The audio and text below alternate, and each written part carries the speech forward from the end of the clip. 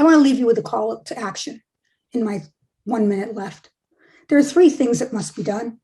We've got to vote the right out of power everywhere and engage in that effort every day.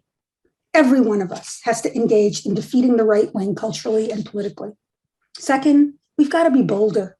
Everyone who cares about LGBTQI plus health must become bolder. We cannot be afraid. Don't let the funding they give you stop you from confronting them around all our health needs. Women are still underrepresented in trials and research. Transgender women's health access is limited, and transgender people need more support from us in our healthcare needs. Access to insurance is a crisis for all our communities. More than 21% of our people live in poverty and struggle to access healthcare. We've got to be bolder, and we've got to keep working to change the system. I know you are, and I respect you for it. Thank you for that. Our community's experience with HIV/AIDS reminds us that we can change seemingly intractable things like the FDA and what research is prioritized and all of that. You know, we've got to keep doing that each generation because homophobia and transphobia reproduce themselves, and we've got to keep resisting them and transforming them, and we can do it. We can do it. When I think about my own experience as a lesbian activist and as a lesbian with breast cancer, I think about things like the profound absence of queer breast cancer activism in the communities in which I live. I'm really struck by that reading Sarah Schulman's book. Support groups we have and pink ribbon marches, but there's plenty of targets that we're not targeting. I think about that.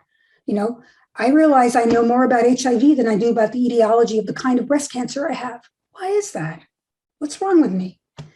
I realize that access to resources like a comprehensive clinical trial registry that allows each person dealing with breast cancer to understand what trials are underway, how to connect with them, and what they need to do. That does not exist in a central place. There's like 10 different ones.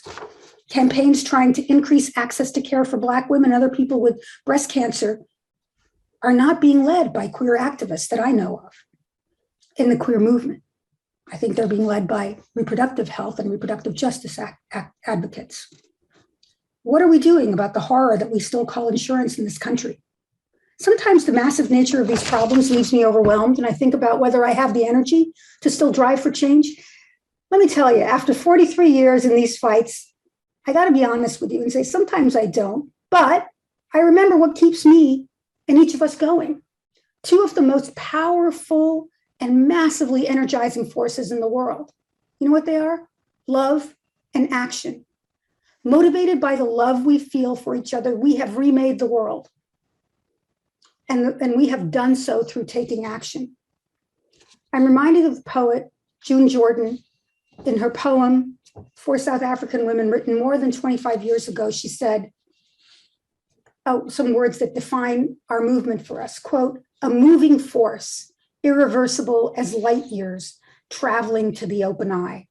She said, "And who will join this standing up? We are the ones we've been waiting for." Thank you so much for this honor.